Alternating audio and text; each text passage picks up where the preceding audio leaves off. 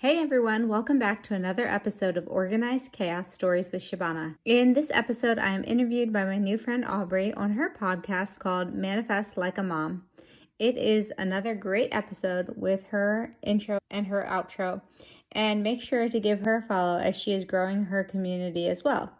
Know that I'm so happy you're here, so let's spring into this fun episode. Thanks for being here. Welcome to Manifest Like a Mom.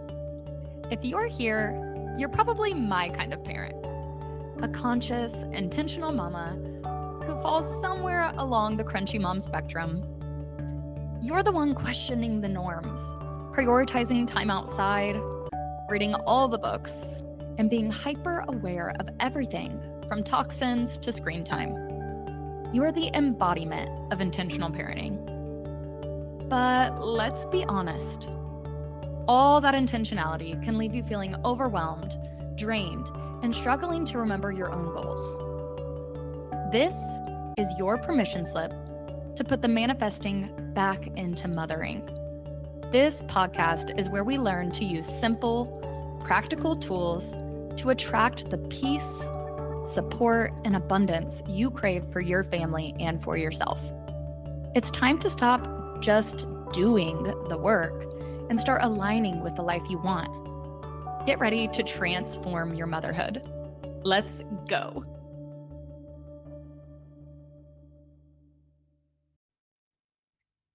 Hello, and welcome back to Manifest Like a Mom. I'm your host, Aubri Gibb, and today I'm meeting with Shabana Knight, who I met through a community that we're in, and she has the most amazing story. She is a mother to 3 kids who are all teenagers now. So we're going to talk about that. We're going to talk about marriage after having kids. We're going to talk about her decluttering business and so much more. So Shabana, welcome. It's so nice to have you on my show. Do you want to start with a story about kind of where you came from? Because I think it's so amazing where you are now, especially considering your childhood. So let's start there. Can you tell your story? Yeah, absolutely. First of all, thank you for having me. I'm really excited just to talk to your audience today and talk to you. And first of all, just love the name of your podcast, Manifesting Like a Mom. On my podcast is called Organized Chaos Stories with Shabana. And so every Monday, I do a series called Manifesting Mondays. And so I do short stories and stuff about manifestation. So I was like, once I saw your podcast name, I was like, oh yeah, I totally want to be on this podcast. This will be super fun. So excited about that. But yeah, we will start with that. So my origin story is this was back in 1986. I'm the age of 2, and me and my brother are at a train station. At this time, he is 2 years older than me, and we're separated from our parent or guardian. And it's a busy train station in India. And a police officer finds us, and he realizes that we're alone and we have no guardian with us. And he ends up trying to find our parents, can't locate them, and puts us in an orphanage. So we're in an orphanage for about 1.5 years. And eventually we get adopted out, international adoption. And then I grew up on the East Coast, and then ended up, after high school and 1 year of college, I ended up going to Texas, and then eventually finding the man of my dreams, and then moving out to Washington State. And now we've been married for 18 years, and we have 3 teenagers. So that is a very short version of my life. Yeah. Just so crazy to be so young and then to move countries. And Yes. so you have this heritage and this culture that you're kind of missing, and you're just thrown into just American, just like, oh, it was a white family, just. Yes. Yeah. Very much so. I mean, we had we grew up in like row homes and picture perfect, and like my mom stayed home with us, and we always had like family dinners, and like after dinner we'd take family walks, like your picture perfect white suburban neighborhoods. And it honestly was like the perfect upbringing, like so loving, so caring. Like we went to school, like public schools and stuff like that, and lots of friends, lots of family, lots of just happy memories. and obviously just completely night and day of what India is like. Yeah, so it's wild Like, I here. can't imagine the number of questions you would have had, you know? And so you have this, and I'm sure you're like grateful for it. And then at the same time, you're like, but where, like, what happened? Where did I come from? What were my parents going through? So that's Yeah, a crazy thing to carry with you. But it's also kind of cool that you get to rewrite your story almost. absolutely. And I feel like I didn't have any, like, when I was younger, I didn't have any like burning questions, excuse me, until I was later and I became a mom. And then a couple years ago, a movie came out called Lion, and it's about an Indian boy who gets separated from his brother at a train station. And the year is this about the same year, like in the late 1980s. And he ends up finding his way to an orphanage, and he ends up getting adopted, international adoption kind of thing. And then when he, in the movie, when he turns about 2025, he has like flashbacks of his childhood, and he has this burning desire to go back to India to see his culture and all that stuff. And then in real life, he ends up finding his mom, and it shows that clip at the end of the movie. And so it was like that movie that triggered me to make me decide, like, this is what I want. Like, I like need to want to go back to India, see the orphanage, see where I came from, see the culture. Because at that time when that movie came out, my kids were young. They were like right around the time when I got left at the train station. So they're around that age between like 2 to 6 years old.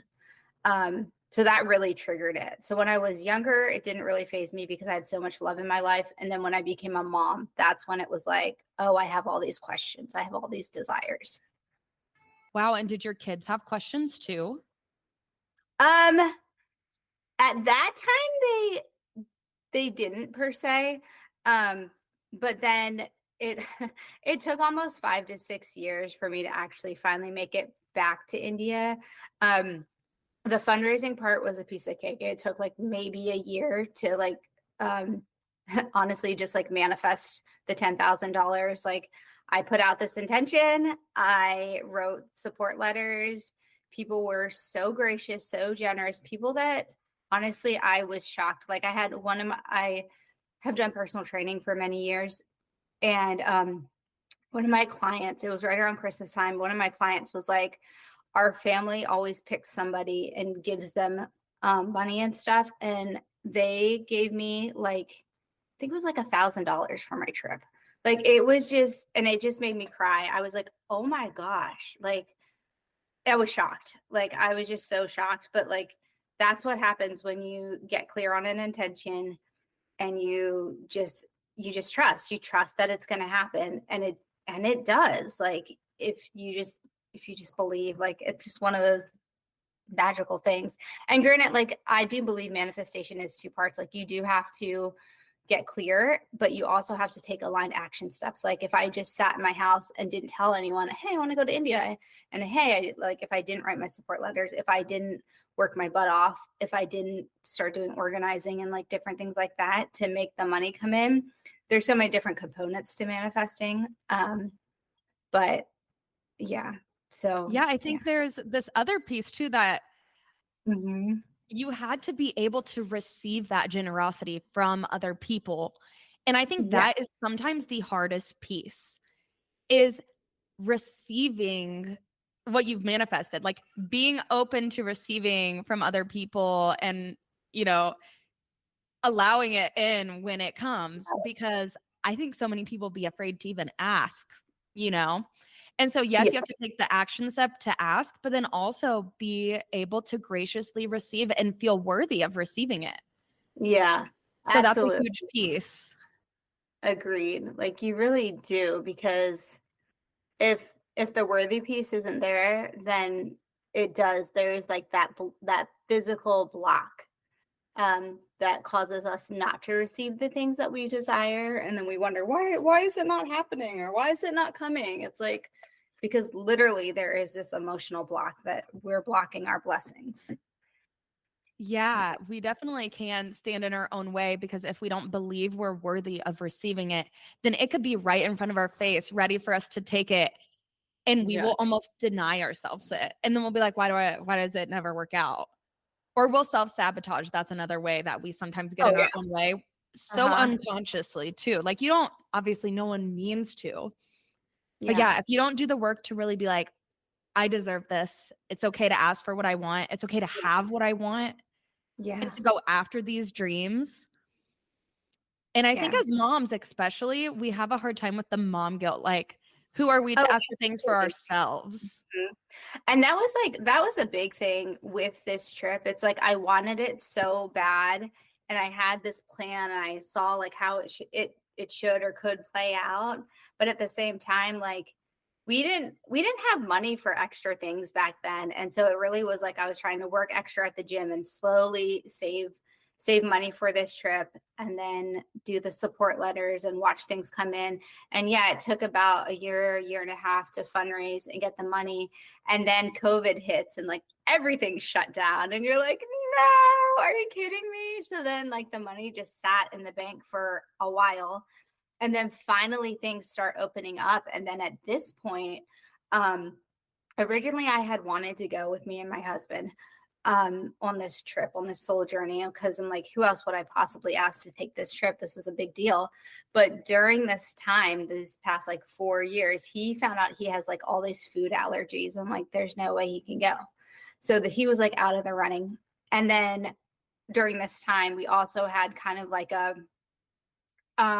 separation from relationship from his parents, and my parents are all the way on the East Coast, so there the likelihood that we would want our kids to be with his parents for such a long period of time, that was out of the running.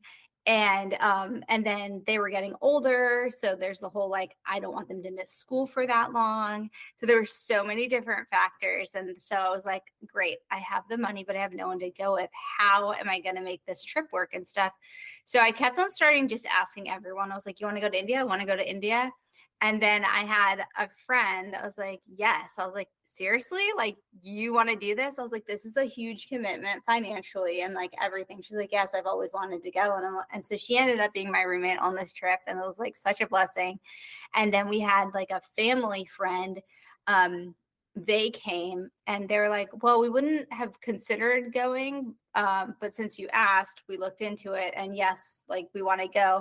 And they helped plan a lot of the before and after the part. Like the tour was planned, but the before and the logistics and stuff, like that was just not in my wheelhouse. And she just took that on because she's like a really good traveler. And it was just, and there was the three of them to travel with was like such a blessing. So I was like, oh my gosh, I can't believe like this is actually happening, like how that all fell into place. So just Yeah. Did you ever? yeah. I feel like it'd be hard. Like, I'd almost, the age that your kids are at, you're like, I could bring them. But then you're like, it's a lot of school to miss. And also, it's an emotional journey for you. So it's like maybe it'd be too much to also Yeah. be like trying to take care of your kids.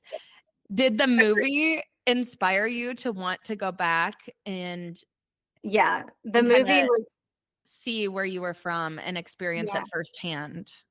absolutely. I saw that movie and I was like, I have to go back. Like it was everything. It was just like, wow.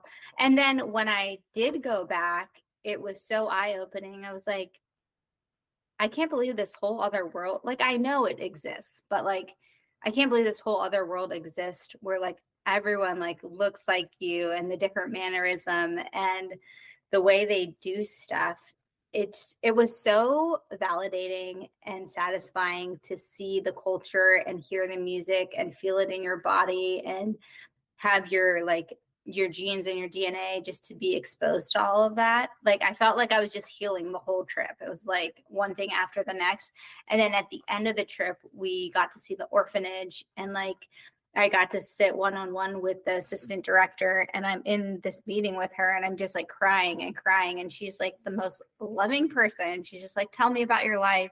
Tell me everything. And it was just so powerful and healing and amazing. I'm like, I'm so fulfilled. Like I'm complete.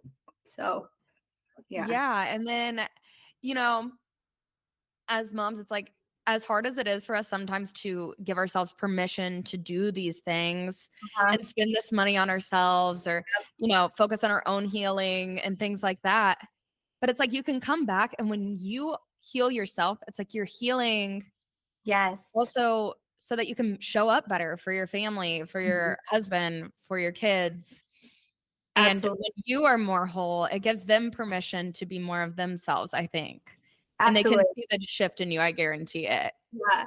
Well, there's the saying, when you go back and you heal the different parts of you, like for this instance, I was like healing the childhood version of myself, is you heal 6 versions back. So like going back on this trip is like I was healing like my family line, like my mom, my grandma, and 6 generations back, and then healing like the ripple effect that happens when we heal and forgive and stuff like that transcends spiritually.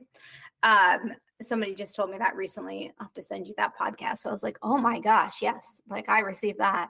Whether it's true or not, I received that. That's good. So absolutely. Well, and it makes it so that you can also stop having that worry that you're being selfish, and you can be like, no, I'm doing this for all of us. Like, I'm doing this not just for myself, but for my kids and their kids and my parents and just everything. So I want to pivot a little, because I know, so we've touched on manifestation and all of that. I want to know, so I listened to one of your podcast episodes, and you were talking about how kids are just these natural master manifestors. Like they don't even mean to, and they can just bring things in. So I want to touch on that. How do you see that showing up, especially in your kids now that they're teenagers? And do you think it's more or less when they're little? Because I agree. I think it's so crazy. And I think sometimes we manifest through our kids. As much as we want to say motherhood is hard and raising kids is hard, they bring so much good stuff and healing to us that I feel like we didn't even know we needed. Yes. I feel like I wish I would have, note to all the new moms out there, or the soon to be, but like I wish I would have written down when they were younger the things they manifested, because there had been so many times we'd be in the car and like my kid would say something and I wouldn't like catch it, but then later that day, like that thing would happen. Like, and I'm like, oh my gosh, like who are you? Like they would just know. Like I can't even explain it. Like I feel it, and it'd always be like something really good. It would be like, oh, pizza, and then like somebody would like treat us to pizza later in the day. Like there's just all these like little cute things.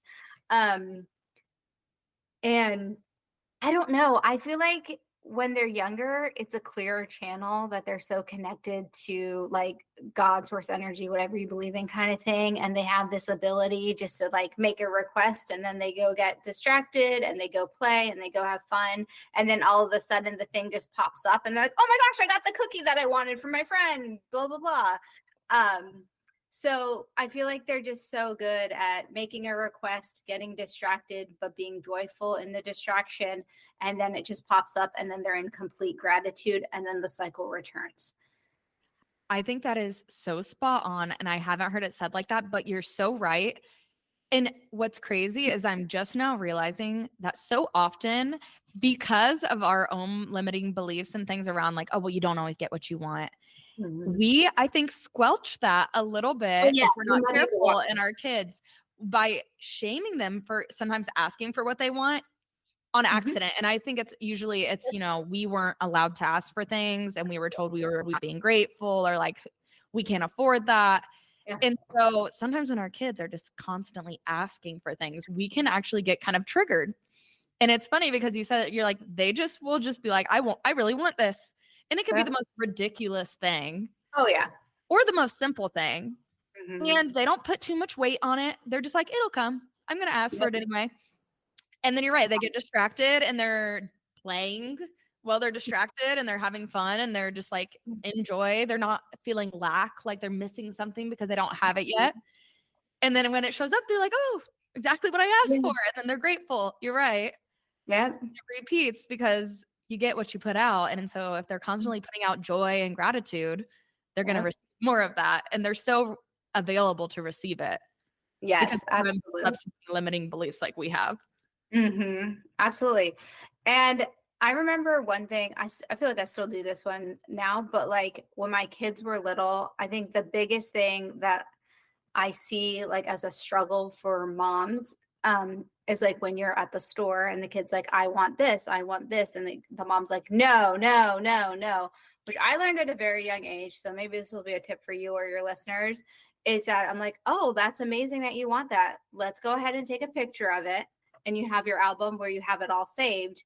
And that's enough energy for them to be like, okay, cool. My mom saw me. She hears me.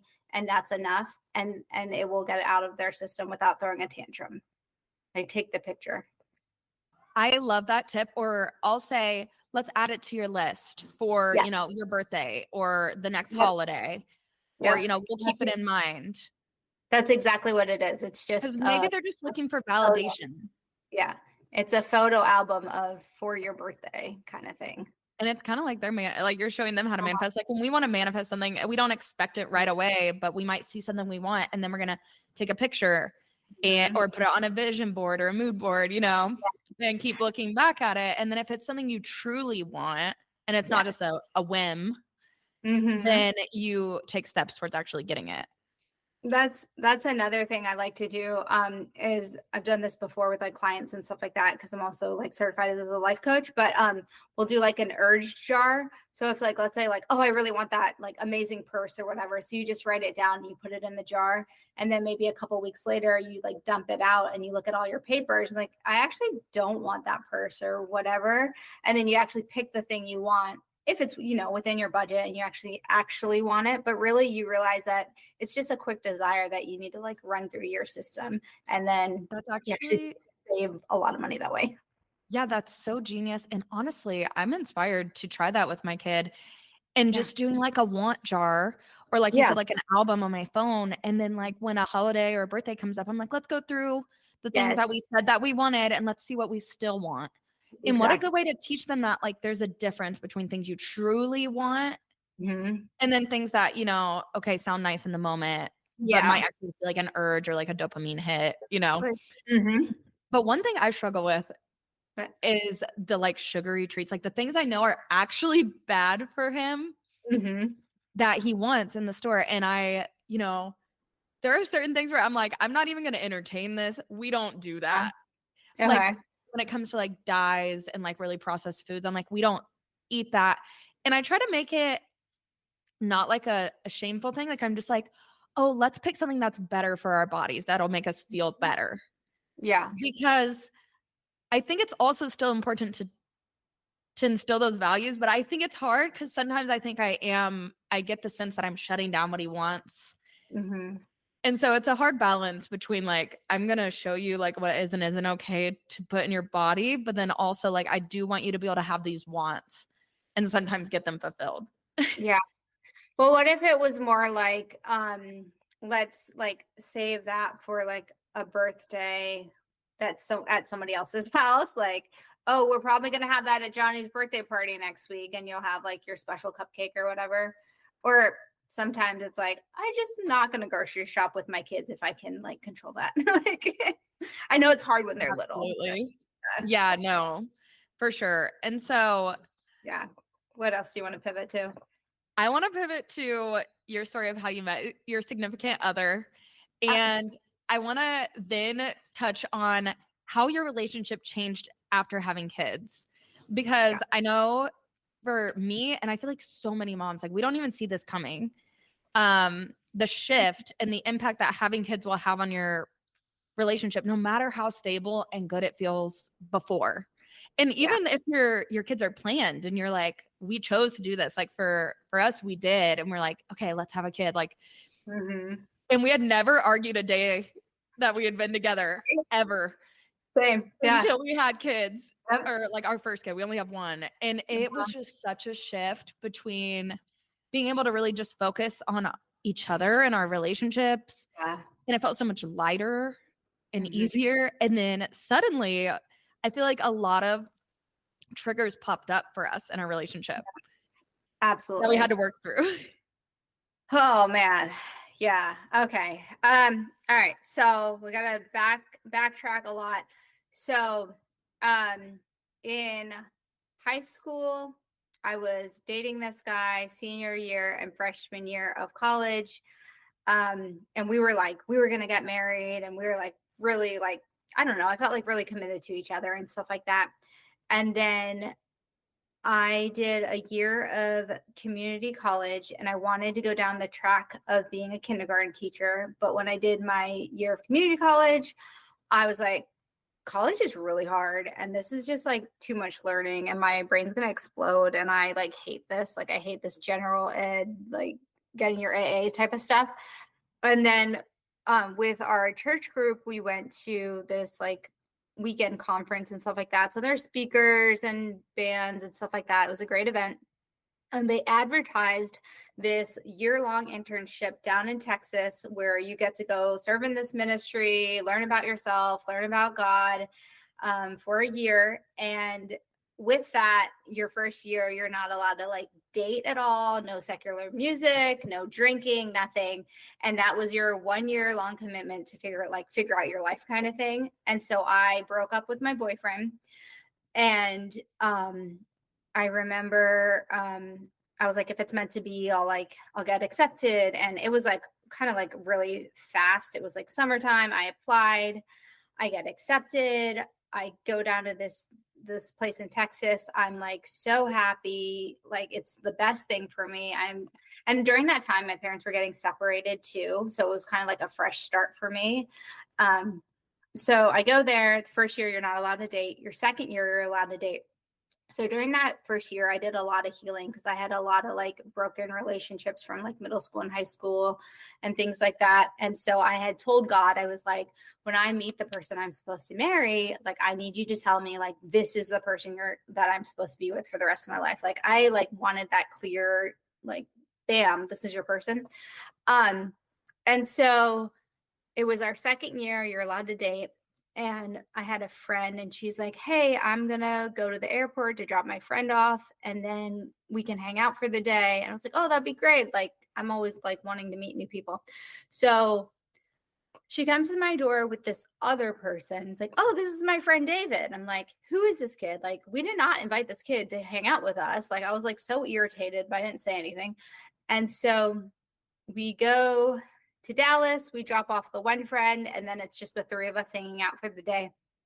So then it's lunchtime. I'm sitting across from this guy, and she's like on the phone, like doing support and stuff like that. And God's like, this is the person you're going to marry. And I'm like, no, he lives in Washington State. That's so far away. Like, I'm from Baltimore, Maryland. That's like literally all the way across the US, like the farthest place. Wait. So how did you know? So what was the sign? Was there a sign, or did you just like feel it? It was just a feeling, a knowing? I don't know if you've done anything with like human design and stuff like that, which I'm just very new to human design. But like for my human design type, it's a gut. Like, it was one of those gut, like, I know this is my person. Are you sacral authority? Yes. Yeah, me too. So it was just this knowing, and I just like, I'm just like listening to him talk. I'm like, tell me about your life. And I'm like, who are you? Know, it was the first day I'd ever met him, you know? So for him, I was just like, I'm not going to pursue a relationship with him because all my past boyfriends, I had pursued relationships with. Anyway, so we end up just like being friends. And then eventually, like a year later, he finally asked me out. And then by this time, I was up in Minnesota opening up the sister campus, and he was still in Texas on leadership. And he just really felt like we were supposed to do like no physical touch at all until we got married. So like, we didn't hold hands until the altar, and like nothing else until our wedding day. So that was like a crazy part of our story. And like, I had a lot of relationships before we got married, but I was like his first girlfriend, first everything. So we're like complete opposites. And then, so everything honestly was picture perfect. Like, he was like the most like amazing person. And then he still is, but we definitely had like a really like rough patch. Like, we get married. Of course we get pregnant right away. And then not on purpose. Like, you weren't like, let's get married and then try to have kids. No. We thought we would have at least 2 years together. But the rhythm method did not work for us at all. It did not work. And like he grew up in a very strict Christian household. And so like their viewpoints are like condoms are bad and like that's dirty and blah, blah, blah. So like we didn't use like anything. So we're just like trying to time everything. That doesn't work. So obviously we got pregnant. And he just, because of like, we just never had that first year like together as a couple. And then like, then, you know, you get pregnant and all these hormones are added on. And then there's all this friction. And then your like picture perfect world just like pops. And it's just like tension and friction and chaos. It's hard. It's so freaking hard. Did you stay home with your first kid for a bit? I did. Which also, I think, me too. And you're like breastfeeding or whatever. You're just on baby duty all the time. Yeah, and you like also don't want to be touched that much. Yeah. Oh, absolutely. Because you're already touched out. So it's like, that's different. And then also add on, okay, now one person's staying home and not really working. Yeah, so financially it shifts. And so you have all this added stress on a relationship that already just went through big change because you just got married. Absolutely. So how did you navigate that? And what did it look like to heal? And did you feel like you came out stronger afterwards, after the rough patch? Yeah, but the rough patch lasted for like 9 years. Like it was so challenging. Like we got married, got pregnant, and like we were married in December, and then Michael came in October. So it was like 10 months basically. We had a kid. And then he was really colicky. So he was just so clingy and cryy and only wanted me. And we were in this small like studio, like mother-in-law house suite thing kind of thing. So it was like, I don't know, 600 square feet. So everything's open. Like, you know, David's not getting sleep because I'm not getting sleep. We're all like in this little area. I mean, that was actually a blessing where we were staying. Like we, even though it was so challenging, we had so many manifestation stories. Like I probably had like 4 baby showers during that time. Like everything was given to us. Like people just wanted to give us so much stuff. Like, and then after Michael was maybe 11 months old, we got this job. It's called Community Northwest. So we got a basically 3-bedroom apartment that was like $100 a month, where we would serve in the community at the apartment complex and put on all the community events. Yeah. And it wasn't even that much. It was like maybe like 15 hours a week. And I basically did it. Like, and you could do it with your kid in tow. Yep. Oh, that's awesome. Yeah. So it was just like, it was crazy, all the blessings that we had. And like, obviously like everything on the outside, I felt like looked perfect, but like inside we were like struggling with our relationship and like the stress and the finances and everything. And then we did plan our second one. So then Ryan comes along like 2 years later. And then the third one was a surprise. And then it was at that point where David's like, I'm so stressed out. I want like out of the relationship kind of thing. And that was like a really rough patch. And then of course, like we tried to figure stuff out, and like we're like too broke to get a divorce. So we just stayed together. And then I just clung to everything I knew. And at this point, because he grew up in the church, and then we like, you know, go to Bible school together and stuff like that. And at this point, I clung onto my faith, and David's just like, I'm done with God. I'm done with church. I'm done with everything. So he kind of like pulled away from everything to try to figure out his life. He also was going to like doing like school full time to get his bachelor BA in like computer science, something like that. He's like really smart. So he was like working full time and doing school full time. And then we literally like manifested the house we're in right now. So he gets a better job because of a connection I have. And then we're able to afford the house we're in right now. And then we move in. And then within a couple months, I guess I backtrack just a little bit. He stopped saying I love you for 2 years to me because he didn't love himself. And so he's a very honest person. So I would rather him tell the truth instead of lie to my face. So it's like a good thing. I know some people are like, fake it till you make it. I'm like, no, just be honest to me, because I don't like when people lie to me. It's like all my human design chart. Anyway, so then we end up moving into this house, and then a couple months later it's Christmas, and he's like, I love you, let's upgrade your wedding ring, because when we got married we had like no money, I feel like, and so it was a very small wedding ring. So we like upgrade the wedding ring back to I love you, back to getting healthier and back on track and stuff like that, because he had gained a lot of weight during that season. And now like things are finally going up and up, and I feel like when the kids are little, it's all about mommy, and all the kids want is mommy. But now that the kids like can talk and communicate, like now it's more balanced out, that like David is such an amazing dad now. Like he is so involved in the kids' lives. This podcast is sponsored by Happy Mail. I created Happy Mail for when you don't have the words, Happy Mail does. Happy Mail sends handwritten cards of encouragement that uplift, comfort, and reminds everyone they matter. Happy Mail is better than a McDonald's Happy Meal, spreading kindness, not calories. Click the link in the show notes and get your Happy Mail sent ASAP. Limited to U.S. residents only. Like he's helping both the kids like learn how to drive, and he the youngest likes to ride horses, so he's like takes her to horse lessons, and now he's starting to ride horses.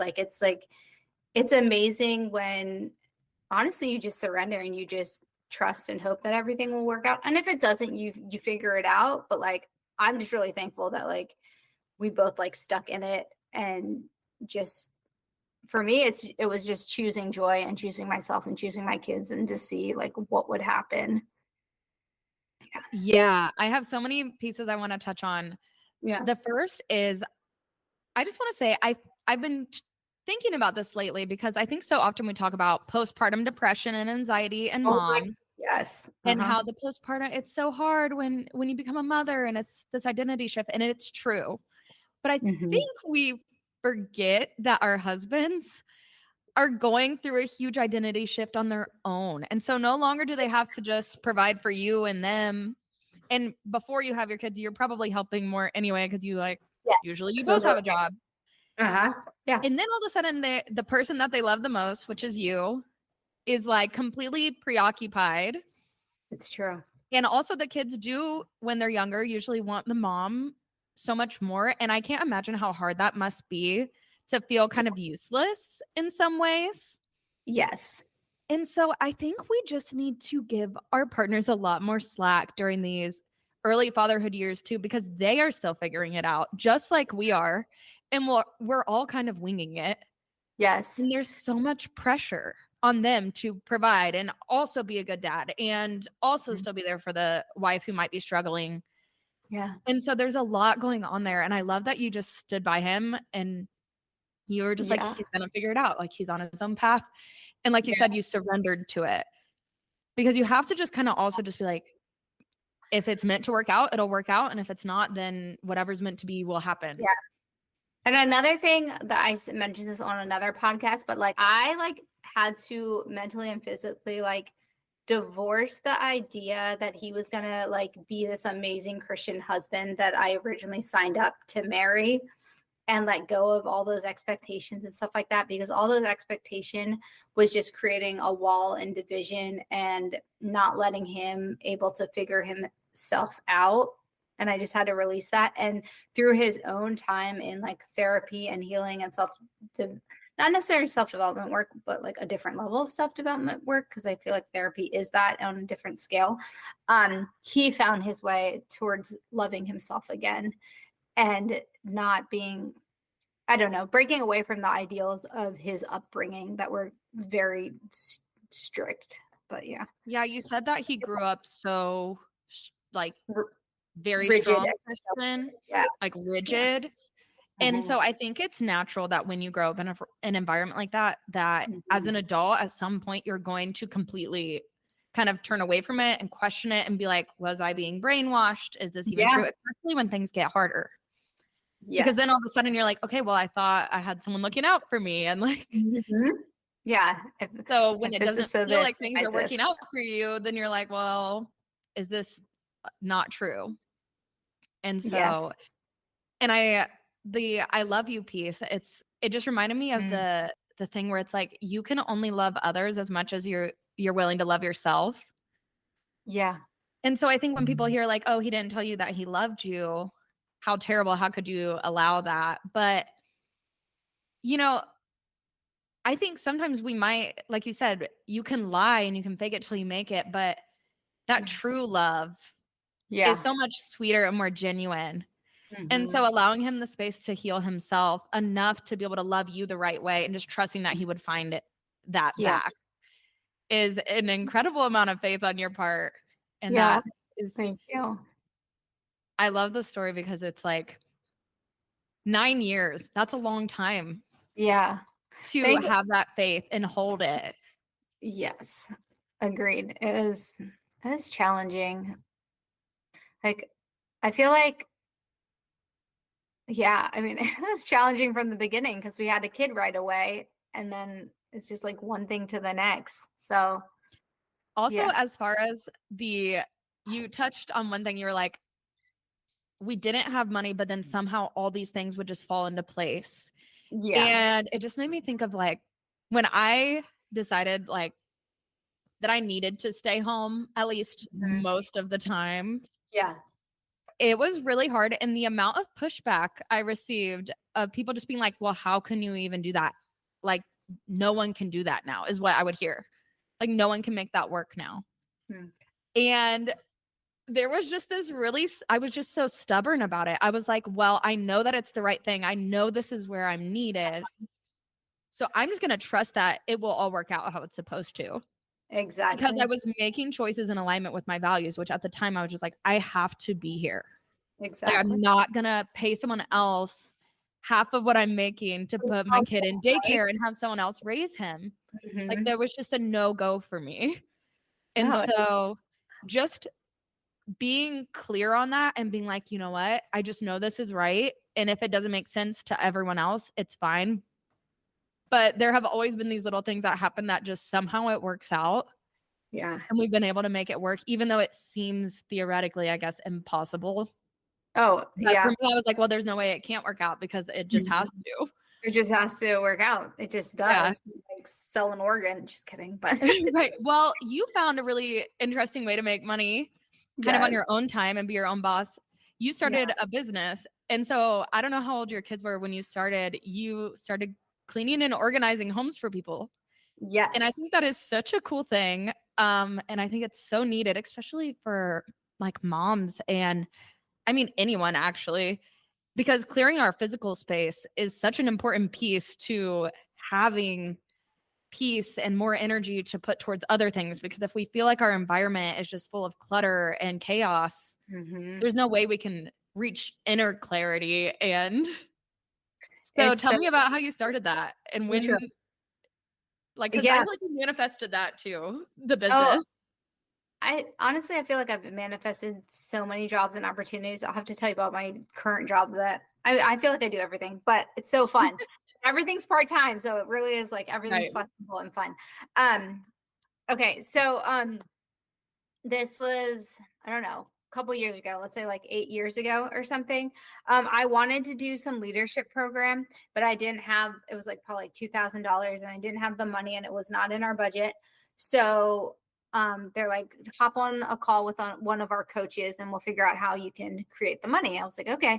So she's like, set a timer for 7 minutes, write down all the ways people make money. So I wrote everything down. And she's like, okay, go back through your list and cross off things that you're not going to be able to start today. So I crossed on like, being a lawyer or open a bakery and like stuff like that. So I crossed those things off. And then she's like, go back through your list and circle things that like are similar or things that are popping out to you. And the things that popped out was like cleaning, decluttering, organizing. And she's like, okay, go reach out to 5 people that you know and see and offer your services. And so I was like, okay. So like I did. And then I realized, oh my gosh, I love this. And I also have been doing this all my life. And it just like, I never had connected the dots. And then I ended up turning it into, I should probably get my LLC and I should actually like make this real because I was actually making money. So I was doing the personal training and then also having clients on the side doing cleaning and decluttering and stuff like that. And I still do that. And now I also will, like, now it's the point where I offer to like jump on a plane and stay with people for 2 to 3 days to declutter and stuff like that. So I'm totally open to things. So it's so fun. Yeah. That is incredible. Yeah. And I also love that you're always so willing to just shoot your shot and take that aligned action and be like, okay, I'm going to reach out to 3 people and see if they want me to come over and organize something for them. Because that takes some bravery, honestly.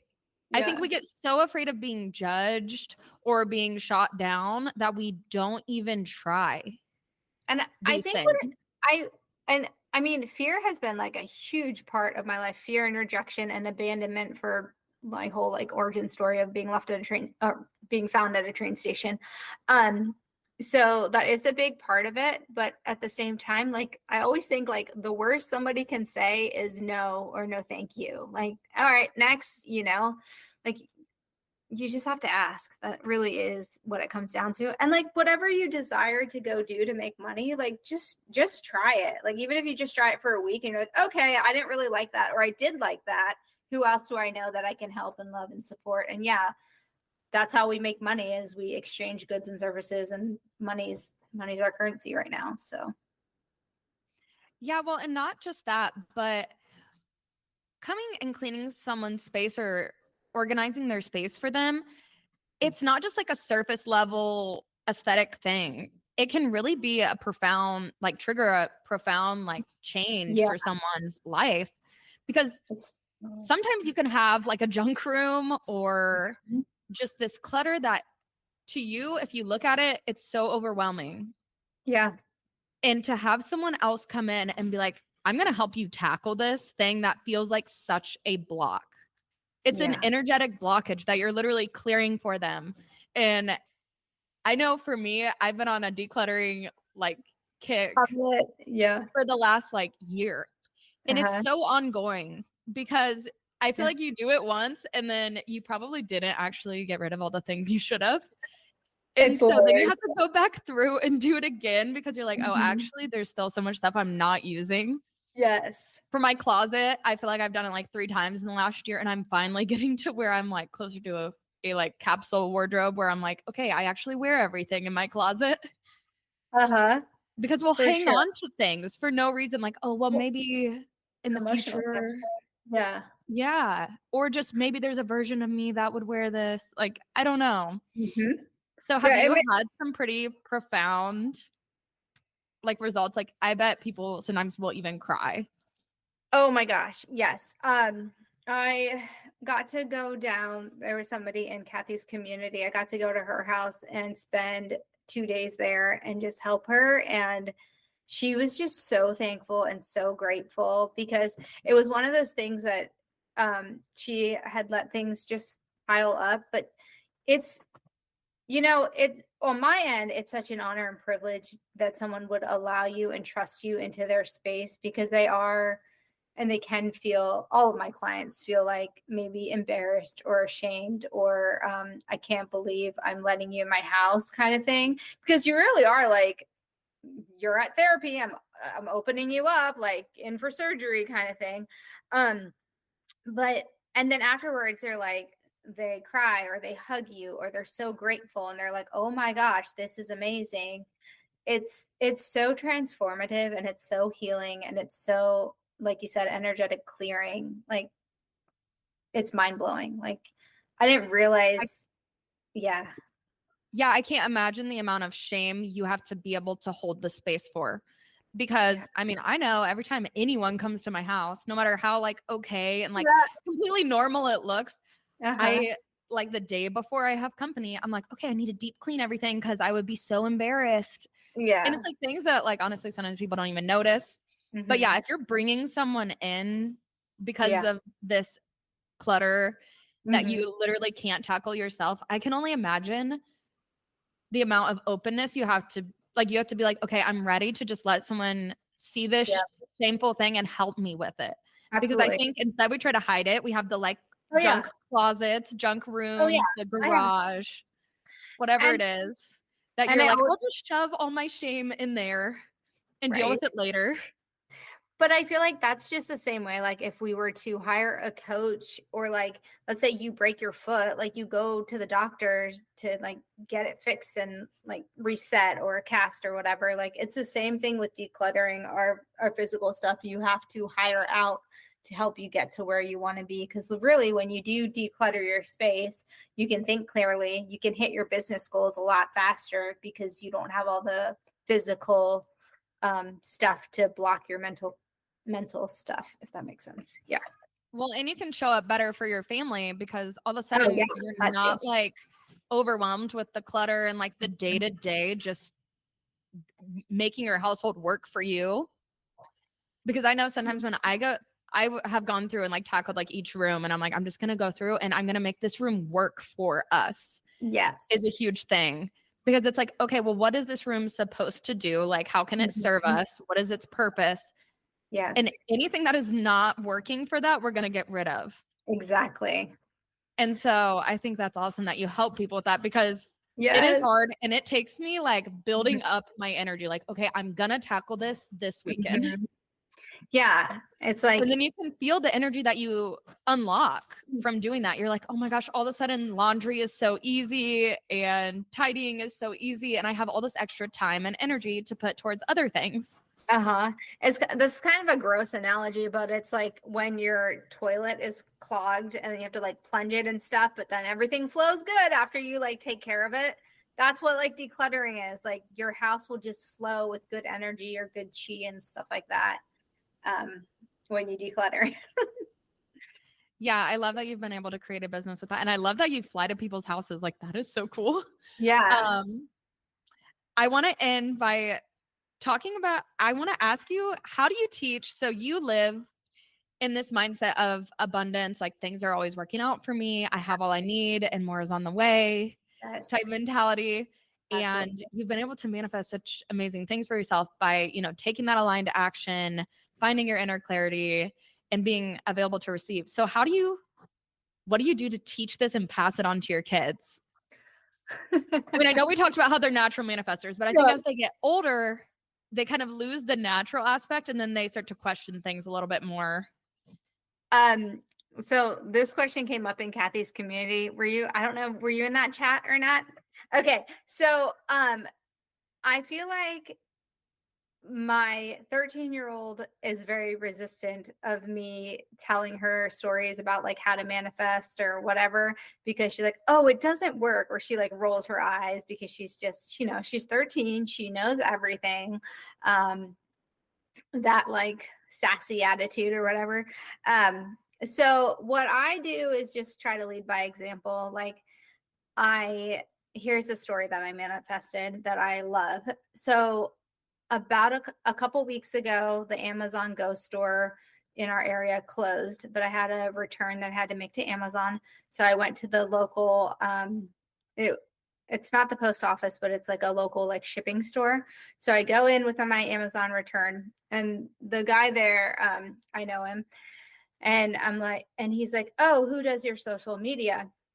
Your Instagram page. I was like, I do. Why do you ask? And he's like, oh, I'm looking for someone to run our Instagram page. And I'm like, okay, tell me more.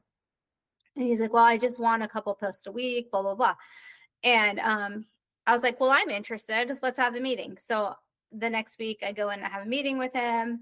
And then I end up giving him like a proposal of like different packages and stuff like that. And so now I run their Instagram page.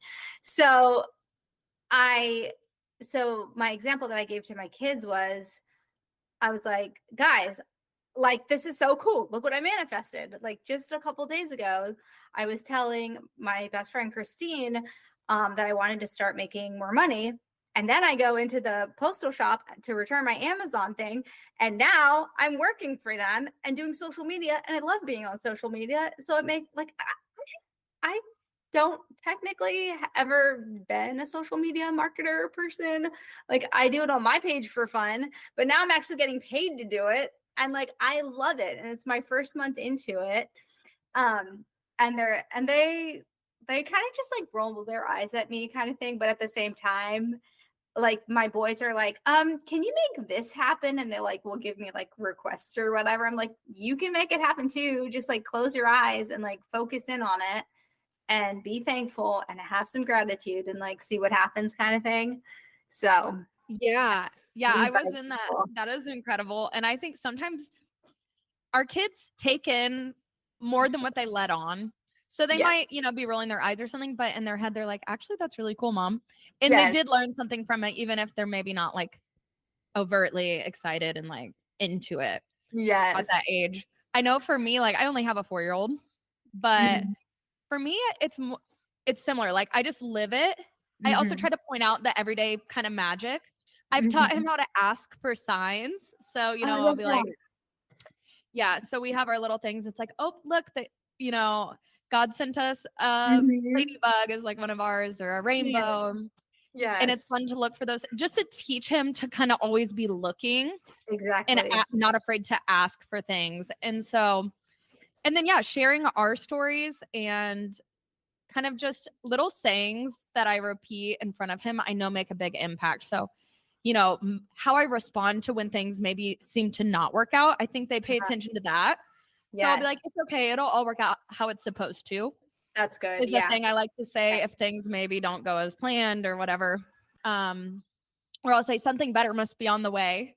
Oh, yes. And so little things like that, because I think they're always it's like those little sayings. Yeah, they're always listening to and watching how we respond to things. So how do we respond when things do work out and when they don't work out? And so when things do work out, always making sure to model that gratitude piece and being like, wow, things are always working out for us. I'm so grateful. Like, it's so true.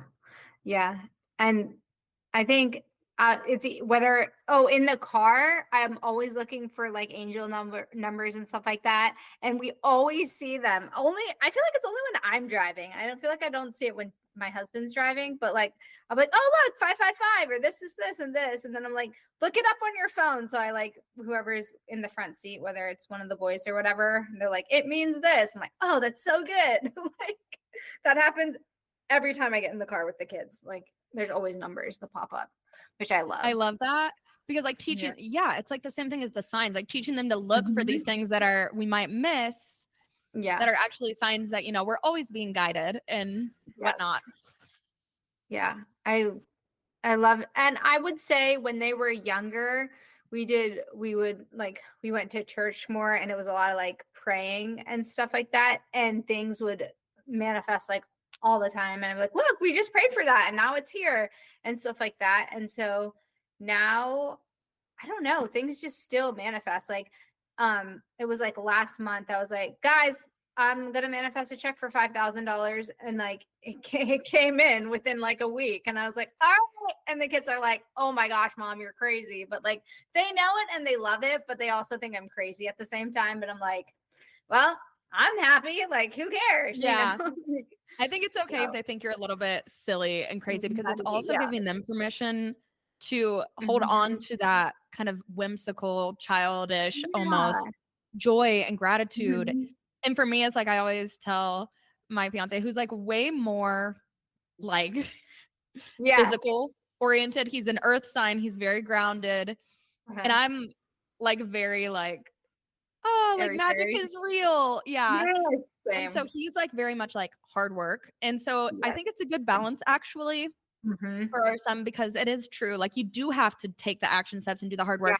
But then which his dad models fantastically and teaches him, you have to put in the work. But then for me, there's me who's like, actually though, magic is real. And if you really set the intention and hold it and also release it to the universe and surrender, it does end up working out. And so it's funny because he gets both. But I really try to hold on to the childhood magic. Like one of my kind of North Stars as a parent is like, I don't want him to lose that and become too serious. Agreed. Because I think that holds so many of us back as adults, is like when we're told like, oh, magic isn't real and you can't always get what you want and all this stuff. So I really try to hang on to the abundance and the magic that I think we're all born with, knowing. Absolutely. Which I think is also kind of funny, because all the movies and all the shows that we watch is all magic. Like everything Like, I don't even know, but yeah, the main character always manifests like the perfect relationship or this like a magical adventure, yeah, and they nice always become the home. hero of their own story. Yeah. Mhm. And so it's like that's Sometimes why we love those, because yep, it can remind us that actually, we're powerful. Yeah. yeah, we're more powerful than we think we are. Mhm. Yeah, thank you And so it's much. Is there anything else you want to share before we end? I feel like there's so much more we could talk about, but no, I hear you. I agree. No, just if your listeners are looking for another podcast to listen to, again, it's Organized Chaos Stories with Shabana. I'm sure it'll be in the notes or whatever. And then just feel free to follow me over on Instagram. And this has been a lot of fun, and I really appreciate your time and all this stuff. So thank you for having me. yeah, thank you so much. I will put all of your contact info for everything in the show notes. So if anyone wants to tune into your podcast or hire you to fly to their house and organize it for them, Yes, let's do or, it. now we know that you are also doing social media marketing. So Yes, that's I'd love to awesome. I help love that you have whoever. so many side hustles, because it also just shows that you don't just have to pick one thing and do it. Yeah. That you have so many more options if you allow yourself to be open to Mhm. them.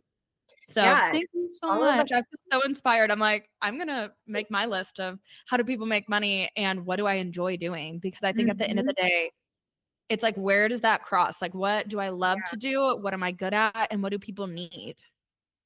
And then just being not exactly. afraid to ask. Yes, Okay, thank you so exactly. much. This has been so You're fun. welcome. Okay. Okay. That's all for this episode of Manifest Like a Mom.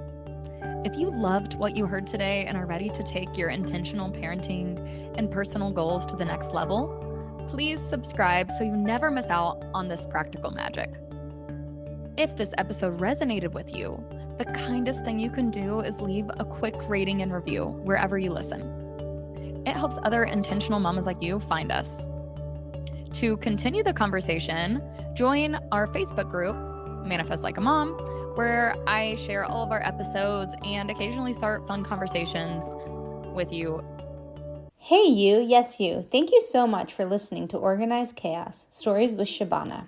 If you love this episode as much as I did, hit that subscribe button, leave an outstanding review, and share it with a friend who needs some inspiration. Thank you for being part of this community. Remember, in every bit of chaos, there is always a story waiting to emerge. Who knows, maybe sharing your story might inspire others to share theirs. The possibilities are endless. Let's live in the possibilities.